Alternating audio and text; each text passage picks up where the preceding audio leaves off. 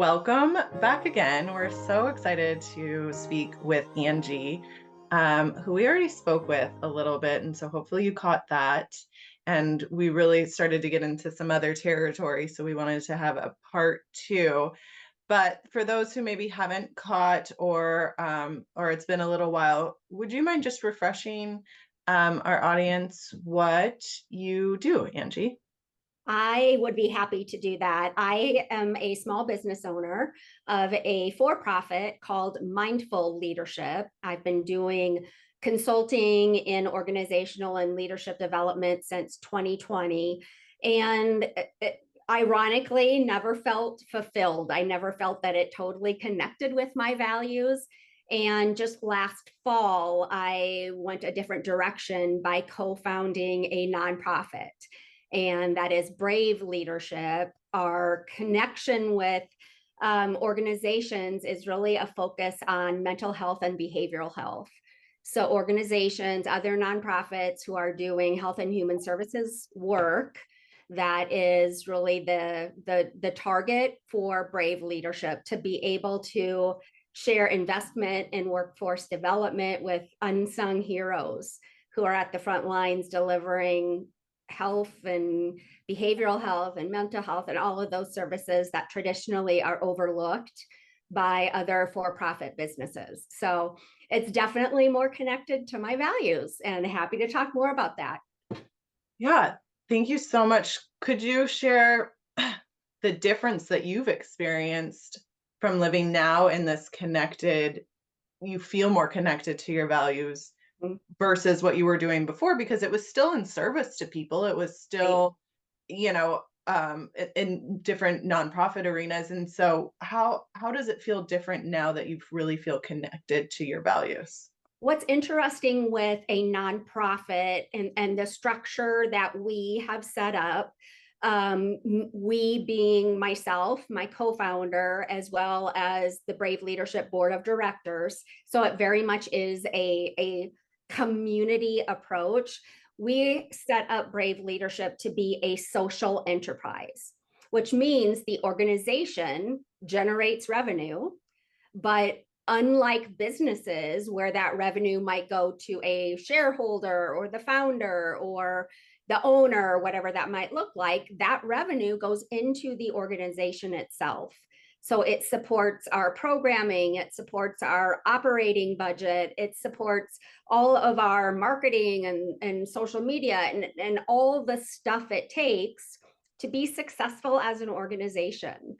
So it really speaks to my heart from a service leadership perspective, and it lets me tap into my entrepreneurial spirit. And when I started Mindful Leadership in 2020, I really didn't have other options. I was recently sober at that time. Nobody was hiring because it was a pandemic. So it's not that I was wrong or made a mistake in starting a business. That's just what I needed to do based on the resources I had at that time. And I'm not closing my business. It's not going anywhere. It just doesn't provide the fulfillment when it comes to my values that being the co-founder of a nonprofit allows me to tap into. Would you say that knowing your values is how you can get that? Like, the fulfillment was missing for me when I wasn't like able to hone in on what my values were and then choose a path that allowed me to do that. So it's like the values, having your values figured out helps you find the fulfillment you're looking for, right? Yes, and that can be a repeated process, because what's interesting about this is I first started doing values work almost 20 years ago.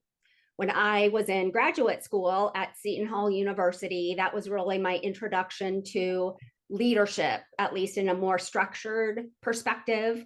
And we did a values exercise that at that time helped me realize that I was living a life based on what everybody else wanted me to do.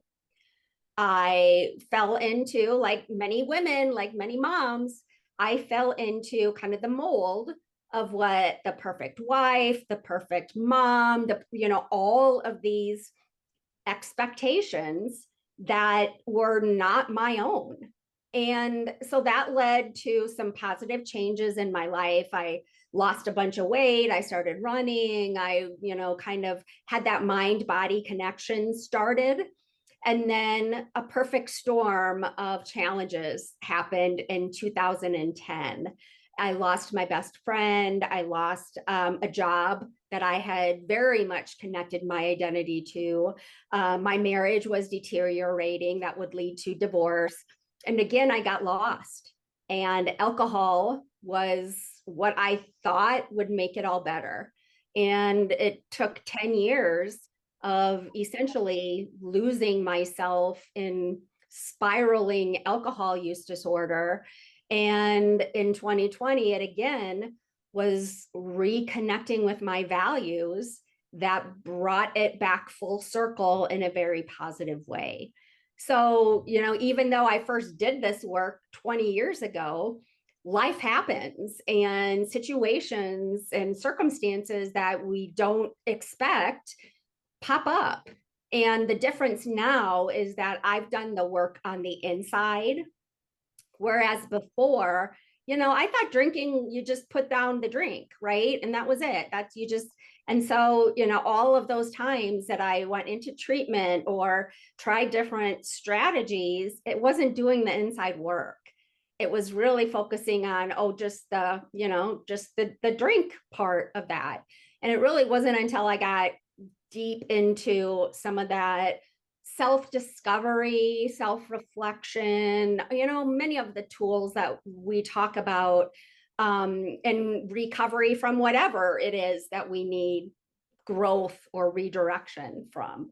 And that's what values has really allowed me to do, is get crystal clear on who I am, not what people think I should be or perceptions or any of that other stuff that really muddies the water.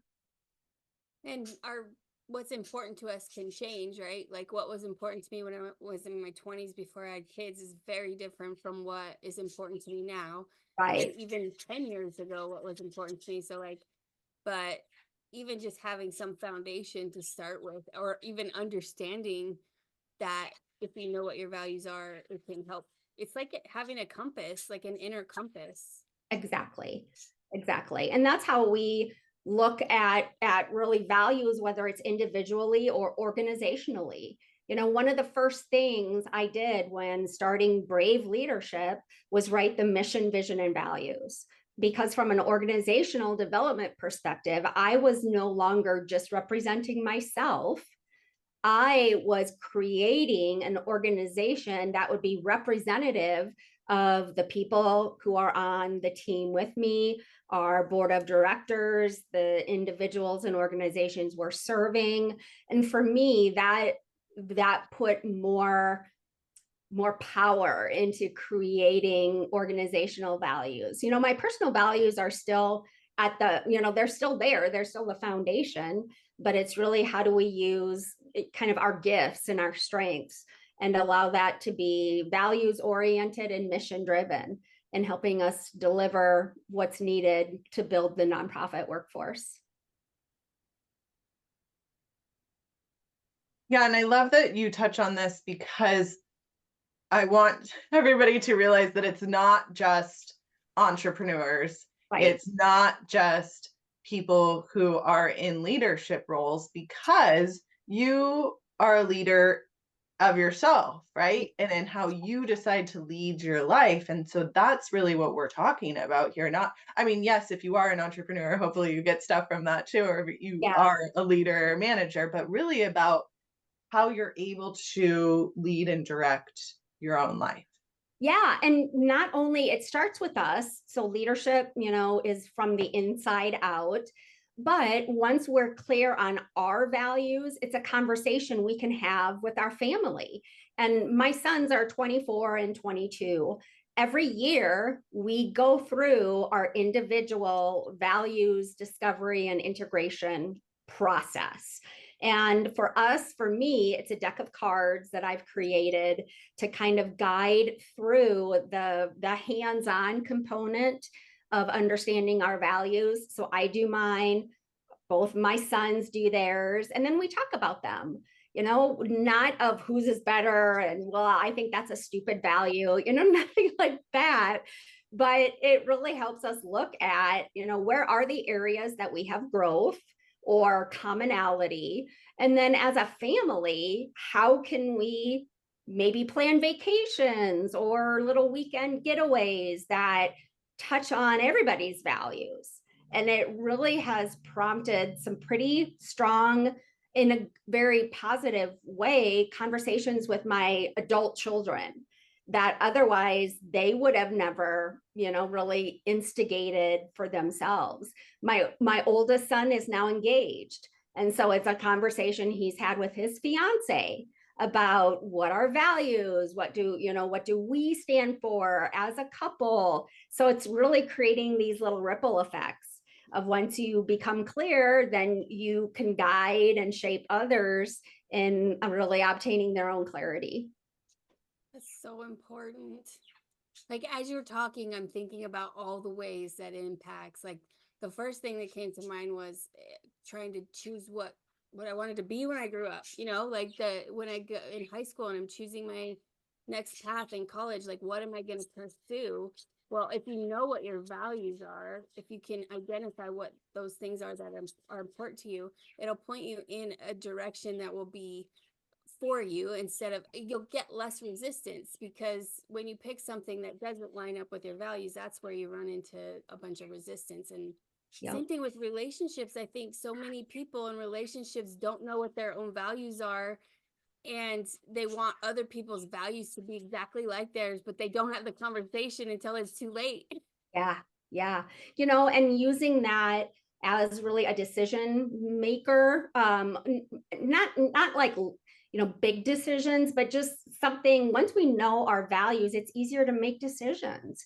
And unfortunately, when I have felt values conflicts in the past, I would have just sucked it up, right? And been like, oh, well, I just have to put up with that or whatever.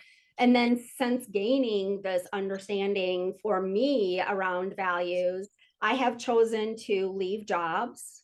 I left a relationship. I have said no thank you to projects or proposals for business because they didn't align with my values at that time. And sometimes the no thank you is a not right now, or it's a not today. But knowing clarity on that helps me kind of frame it in a way that it's not just me being a nice person or being a rude person. It's me using my values as my guide. And that's truly the strongest reinforcement of who I am as a person, is when I'm not only proclaiming my values, but I'm also practicing my values. There's another one, boundaries. Like, yes, ma'am. You can't set your boundaries if you don't know what values you have, what values are important. Yep. It truly has impacted, honestly, every relationship in my life, personally and professionally. And, it does occasionally, especially as it's related to boundaries, it can create some values conflicts, and that's normal, and that's a natural output of this type of journey. But it's having the values to be able to talk about and articulate, not just as well, that's just Angie and that's how she is. It's, well, she values curiosity, and that's why she asks these questions, or wants to dive into something, or is kind of in a different direction doing research, or whatever that might look like.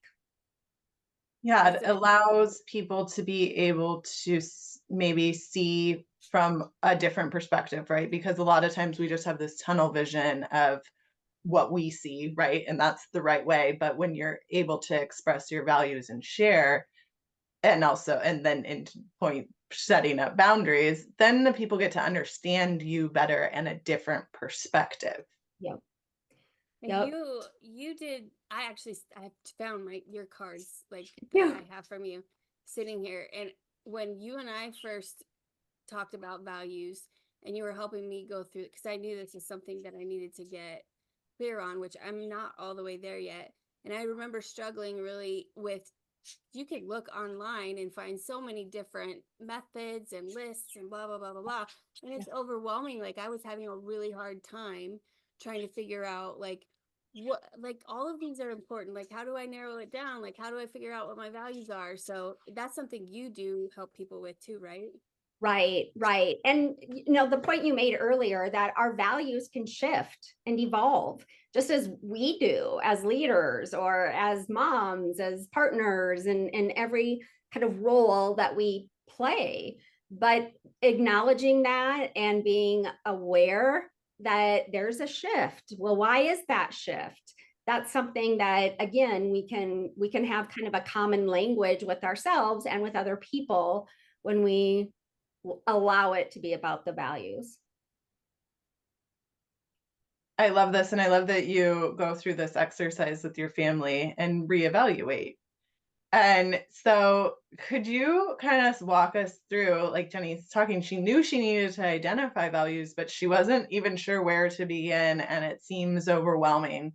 Like, what does somebody do who's like, I don't know what my values are? This sparks something in them. Where do they start? Well, I come from a background of human resources and teaching. And so, kind of adult learning theory has taught me that it's very hands on. That's when we connect synapses in our brain, is when we do something hands on. So, the deck of cards that Jenny talks about is actually a deck of cards. And the activity walks through prioritizing the 55 values words into what's very important, what's somewhat important, and what's less important. And like she said, our first round of sorting the cards, most people have at least half, if not 3/4 of the deck as very important.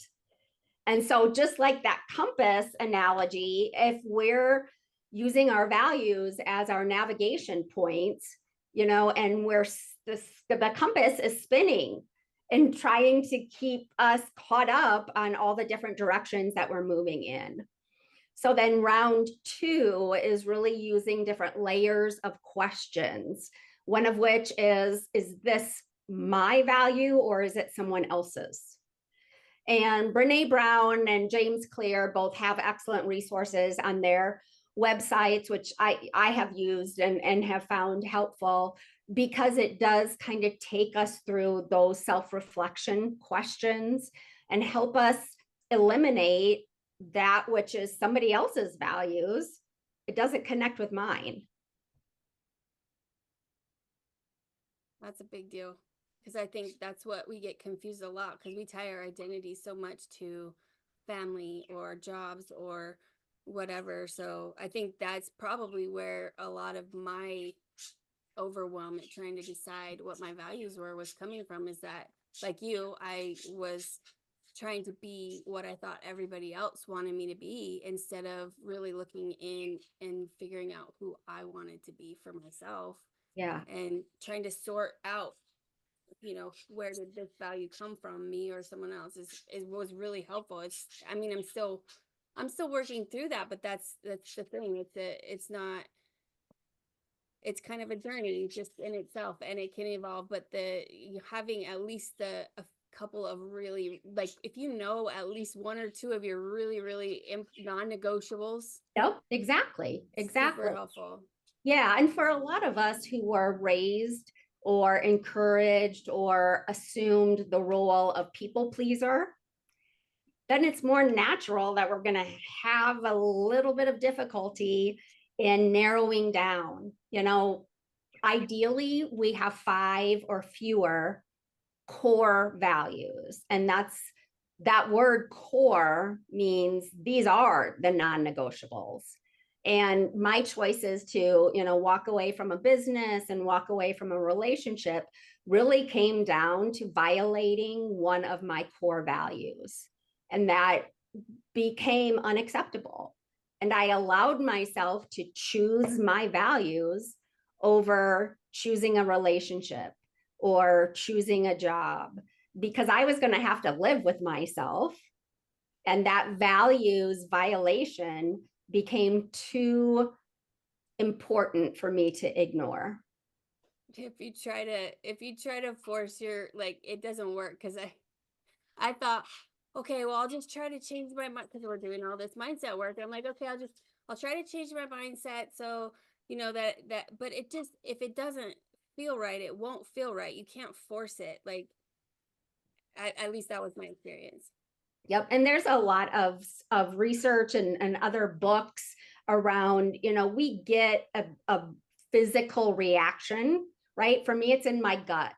If I start having a stomach ache, or I start having that just cringy feeling on the inside, I need to pay attention to that. And sometimes when we ignore some of those early symptoms, or just try to numb, or try to pretend they're taken care of, pretty soon our body will tell us in increasingly hurtful ways or painful ways when we're out of sync, out of alignment. And it's just recognizing some of those early signs. One of our earlier conversations, of course, was mindfulness. And I will use my values almost as a mantra. So when I'm feeling overwhelmed or just needing to really ground myself, to be where my feet are, I will use my values and just repeat them to myself over and over. And then I can find my shoulders will drop.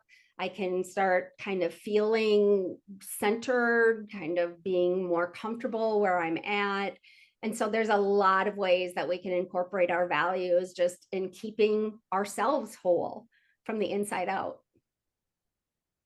Yeah, and it sounds like this is also a practice like mindfulness, right?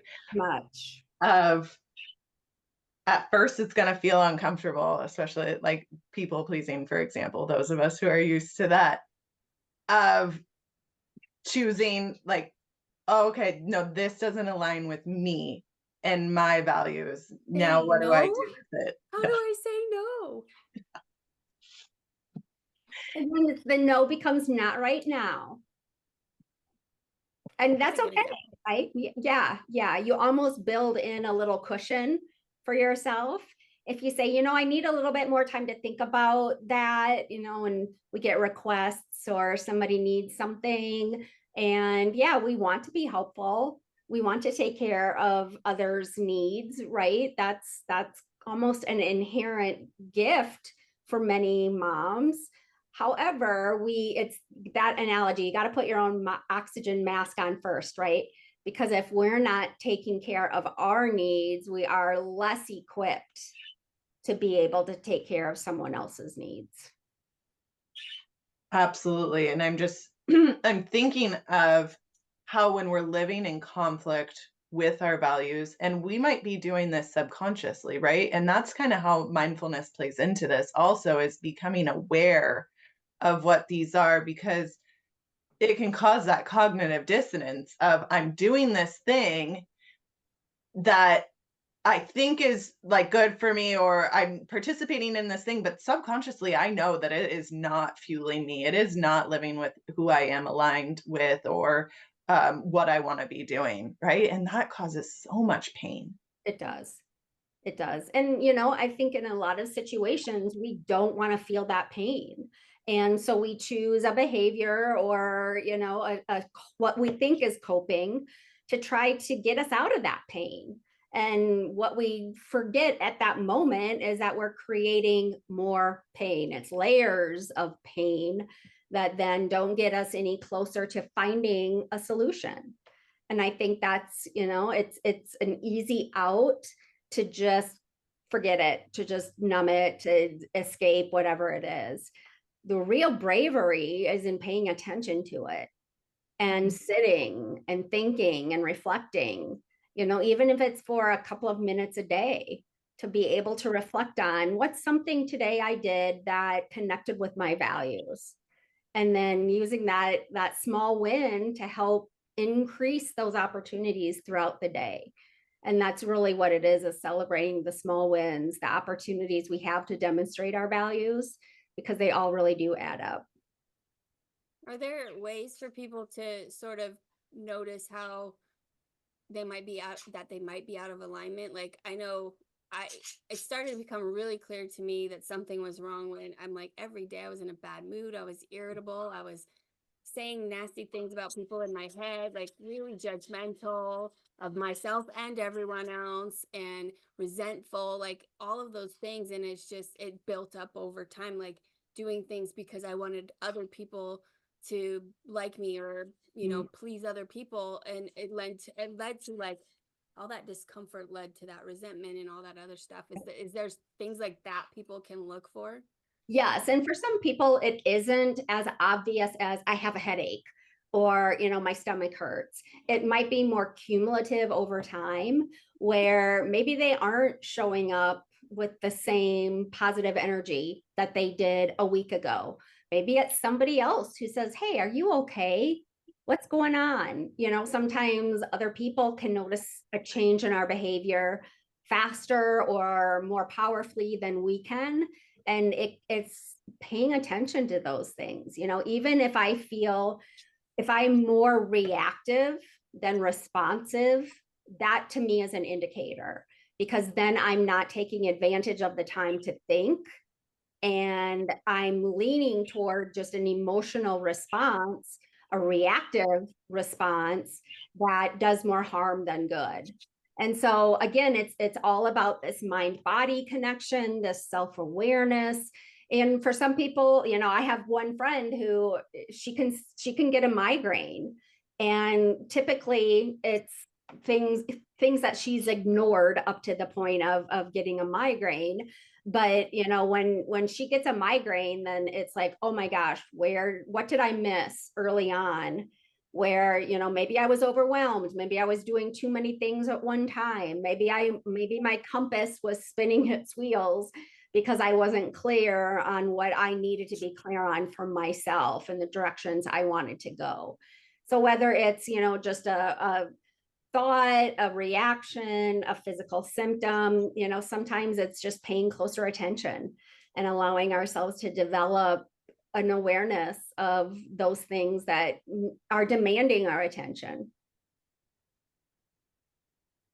I think a lot of this is where, again, curiosity can come into it, right? Like, you don't have to judge whatever is coming up for you, or judge yourself if you're being irritable or anything like that. It's just about noticing it and then getting curious about, like, where did this come from? When did this start? What can I connect it to, so that you can, and getting the curiosity is what helped me let go of the judgment. Yeah. Yep. Curiosity, and then self-compassion, right? Like you said, giving ourselves grace for, yeah, I had an emotional reactive response. I understand why that happened, and kind of, I talk to myself all the time because it's just me and my dog, so I can get away with it. But it really is, why did I react that way? Or, what am I continuing to carry? What baggage, what stuff am I dragging from the past that really doesn't need to be here anymore? And giving myself permission to let that go. Yeah. Yeah. It really is that compassion piece of giving yourself permission to feel what you need to feel, right? And even if you're not ready to let go of it, maybe then it's opening that curiosity of, well, why am I not ready to let go of it, right? I had a conversation the other day. I was like, this person, I basically hate my job, right? I hate the thing that I do so many hours a week, but I'm not ready to leave it. And it's so how many of us live like that? And there is work to be done of like, let's work on our mindset first. Like, let's start digging and getting curious and uncovering. But really, what's going on underneath it, right? Is that worth living like that, being so disconnected from your values and how you want to be living? It seems like it could just be a misunderstanding of the values in the situation. Like, if you hate your job, it could be just that you're you have a story that Mhm. may or may not be true Yep. about either what you're doing or what, like, so that, and that can throw things off and make you feel like, I know now, like, I could probably get through any job. Even if I hate it, I would find a way, because there's something I can learn. And so that's one of my values, is the curiosity. Is if I tap into that, then I can get through almost anything. But before I knew that, it was just like all I thought about was how much I hated it and why I hated it. And it was the story that repeated in my head. And now that I look back, I'm like, so much of my story was wrong. Oh yeah. Yeah. Yep. And a lot of it is fear. What are we afraid of? Well, I'm afraid I'm not going to be able to get a different job. I'm afraid that people are going to look at me as a failure. I'm afraid that, so I know for me personally, a lot of my gunk is wrapped up in fear. Fear that I'm not good enough, fear that I'm not making people proud of me, fear, so for me, I know that that's a root of a lot of my emotional responses or triggers, but I've gotten better at, particularly if it's an outburst to my kids, I will say something like, well, the story I was telling myself is that you don't want to spend time with me because you still think of me as the mom who drank all the time. And it helps to say that out loud, even as painful and as humiliating as it can be, because then I can hear them say, well, that's not the story. That's not the story. I'm proud of you. We love spending time with you. And so I, again, get the reassurance that that was just my story. That story wasn't fact. Yes, fear can be a huge motivator, right? Is it Oh my the one God. we want guiding us, though? So Jenny and I just went to a training where we talked more about fear, right? Well, fear Mm. is this like real and present danger, right? Yep. That something is going to hurt you, or like your life is in danger. And when we look at that and you check in and you're like, oh, well, really, that's not the situation, right? Yep. There's no saber-toothed cat waiting to eat me and my baby. Isn't there's a lot of acronyms of what fear stands for, but one of them that stands out to me is false evidence appearing real, because we do use our assumptions as if they're facts. And our And most, brains like yep, to predict, like to prove this, that we're right, and everything we see more of, so that gives us more evidence. So it's like, but that's the subconscious part of us, that if we can get the conscious part of our brain back online, and that paying attention and the curiosity and like looking outside of it helps. yeah, yeah. There's so much here with, the vagus nerve and the nervous system and, the neural pathways. And yeah, I geek out on stuff like that. Just for my own learning. And the more that I learn about myself and things that are happening inside my body, then the more that I can acknowledge them for what they are and be proactive instead of reactive. And that's not easy. It's always a work in progress for me. Yep, I was just having that conversation too, of like, it's still a work in progress, or I'm not there yet. Well, Yeah. where is there? Where do you think you're going? Because this is kind of, as far as I can tell, this is kind of the forever work. And it's exciting because you get to really get to know yourself. Like, how cool that you get to explore that. Yeah, I was having a conversation with a friend the other day, and I said something, and his comment was something like, I said something, or maybe I think I made a comment, and then I said, oh, I think that sounds bad. And his remark was, I really only want to hear you authentically. So it's like, second guessing myself, if I say something and it sounds bad, that's just, to me, that's not necessarily the opinion of everybody around me. And it was actually a nice validation that authenticity is the truth, right? We don't have to people please. We don't have to, pretend to be something different than who we are. Of course, there's common strategies there. You don't want to come out and just be a complete fear monger and try to create fear in other people through our behaviors. But, I spend a lot of time talking about artificial intelligence versus authentic interactions. And one of the things that AI cannot reproduce at this point is the authenticity of interpersonal relationships. And so when we're clear on our values help us create that authenticity that we then take into relationships, whatever kind of relationship it might be. Funny thing I just realized is like this whole journey that we're doing with the self, like I have to look at different aspects of myself and almost give them different names. And it sounds like I was afraid to ever say that out loud because I'm like, people are going to think that I have multiple personalities. They're going to put me in a mental hospital. But it's like we all have different aspects of ourselves, and there are aspects of myself that I'm not a huge fan of, but I have to still love myself anyway. Like we love the people we love it because of the things that make them them, and that's all of the things, even the things that annoy us. And so it just hit me, like here I am 42 40, how old am I anyway? And I'm just realizing that I can love myself and still be annoyed with some of the things I do sometimes, and it's okay. Like yep, you can still be a masterpiece and a work in progress at the same time. I love that. Yeah, that helps me focus on the journey instead of trying to get to some goal like I'm ever gonna reach this, like, unless death is the goal. I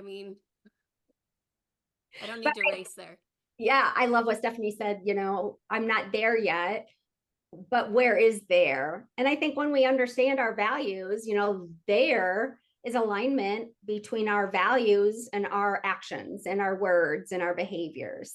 And so there is wherever we are. And when, of course, I'm in Iowa, and so Iowa women's basketball is the big talk of not just here in Iowa, but anywhere. And one of the things that Coach Lisa Bluter says, and Caitlin Clark talks about this too, is to be where your feet are.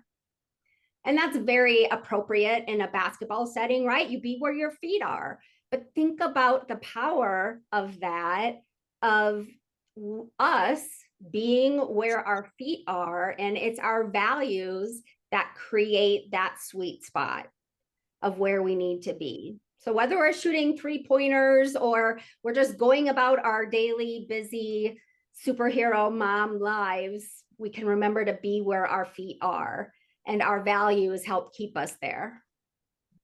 I've heard that before with the best athletes. The best athletes, the reason why they are as good as they are is because they maintain that presence in the moment when they're playing the game. They're not thinking about what mistake they just made.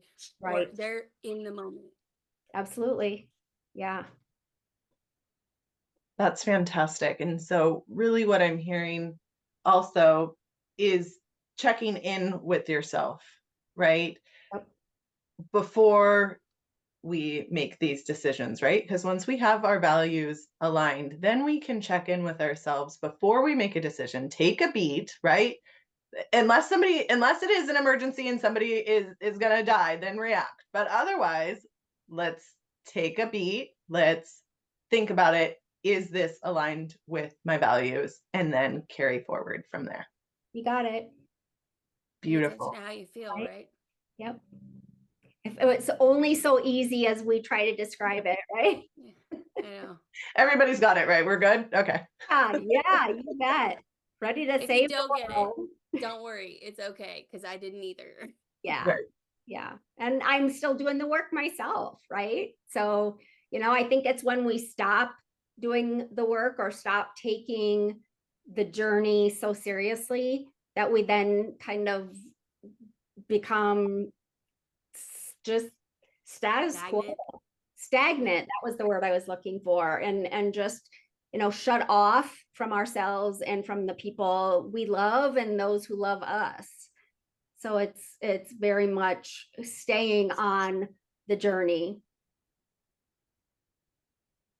And for those people who are interested in staying on the journey and developing more mindful practice and living in it in intention, you have kindly shared some meditations on your channel for us that we will include in this link. And where else can people find you, Angie? They can find a lot of resources on my YouTube channel, and I've created a YouTube right when it came out. So there's stuff on there from my early days of speaking and facilitating. And there's always a lot of golden nuggets of wisdom in there. Additional resources are available at angiechaplin.com. And if people are curious about where we're going with the nonprofit work, that's available at braveleadership.org. And I'm also pretty easy to find on social media, either Angie Chaplin or Mindful Leadership or Brave Leadership. And people would be able to reach out to me that way too. That's fantastic. Thank you again for part 2 of this and being a part of this experience. And I really think that this has given some people to really consider and how they want to live intentionally. Absolutely. Thanks so much for having me. It's always a pleasure to talk with you guys. Thank you.